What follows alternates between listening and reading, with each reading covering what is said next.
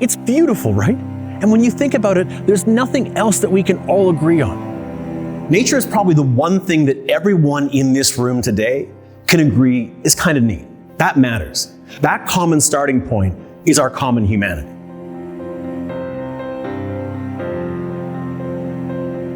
Take these two bears, for example. They chose to do something unique that was risky. They chose to act and be brave. In the face of challenge, in the face of hopelessness, in the face of helplessness, that always comes back down to one simple concept. Just try. Just take a step. Just try to do your part and be brave. My name is Simon Jackson, and when I was 13, I founded the Spirit Bear Youth Coalition. And for 20 years, I worked to unite the voices of more than 6 million people to help protect the rare white kermode, or spirit bear, on Canada's west coast. And we succeeded. Because when we don't do anything, nothing changes. No one knows what we think. And even if we think politics is spoiled, or business is rigged, or the media is biased, it's all irrelevant because it's all simply a reflection of us. We are society. We are the systems. And when we choose to do nothing, nothing does change. But when we choose to do something, anything is possible.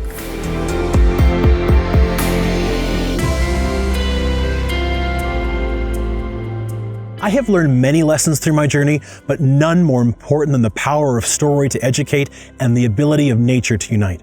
It's these lessons that have informed the next chapter of my life, the co-founding of Nature Labs. Really understanding the depth of an issue can allow different people with different voices to come to the forefront and get the right solution accomplished. But that's hard. And that requires the broader public to understand our systems.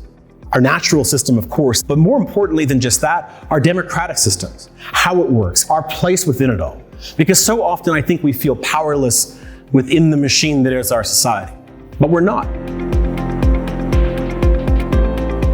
I'm on a mission to help every student and every citizen understand their place in it all, so that they can unlock that toolkit that resides within each one of us, that allows us to think critically and act creatively in all that we do, today and every day. So do your part, stand up, make your voice heard, take advantage of this platform that you have. Do something unique, be bold, shape the future that you want to be part of. Absolutely do all those things. But don't forget to have fun along the way, because it's very easy to forget fun. And if you don't have that, when you do hit those obstacles, not only do you have regrets, it's also a lot harder to sustain that momentum to keep going. Don't look past the moment you're in while trying to do that thing that you really believe. Look, I'm not special, I'm not gifted, and I'm definitely not a hero. But I do have a story. In my 7-year-old mind, it was an assault on those same bears I had seen on my camping trip. It didn't seem right. I wanted to do something, and of course the answer of what to do was obvious. Have a lemonade stand. But it planted that seed for the most important lesson that I would ever learn. That one person, no matter what their age, no matter where they live, can make a difference for all life. I hope that in sharing that story, I can remind people that we all have a purpose and a role in the issues that we face. More importantly, I want to challenge assumptions and make people reimagine what's actually possible when we choose to work together. Hope is such a strange concept.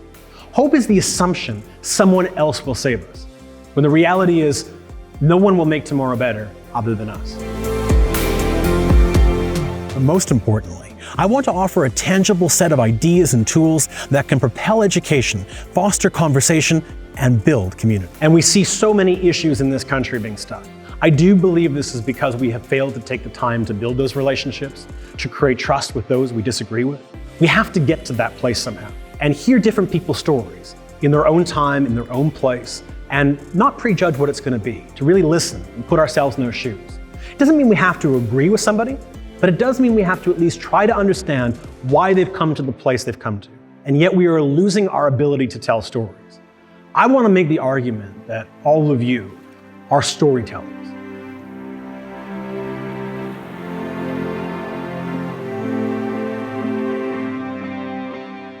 Canada is at a crossroads. How do we protect our sovereignty and grow our economy while still dealing with a multitude of issues that haven't just gone away? This is our challenge. I want to work with educators and educators at large, communities and businesses, and networks that convene to make sense of the complex problems that we all face, uncover the stories that can move us forward together and find the solutions that will endure. And I know that sounds naive, but if I've learned anything in my life, it's this. Trying, I believe, is our most important endeavor and our greatest tool for a better tomorrow. And sometimes it's impossible to understand our place within it all. We can't see our role, our impact, how we're actually changing anything. It's easy to get deflated and to give up. But it's here you have to stop. And remember, the change is never assessed at the individual level, but always when we take a step back and realize that it is the sum total of all our acts that'll be written in the history of our generation. And I do believe passionately, in times like these, on days like today, it will be your generation that can and will find a better balance between people and nature, that can and will find a better way forward for all life, for generation after generation after generation. Thank you so much for coming up today. It's been an honor.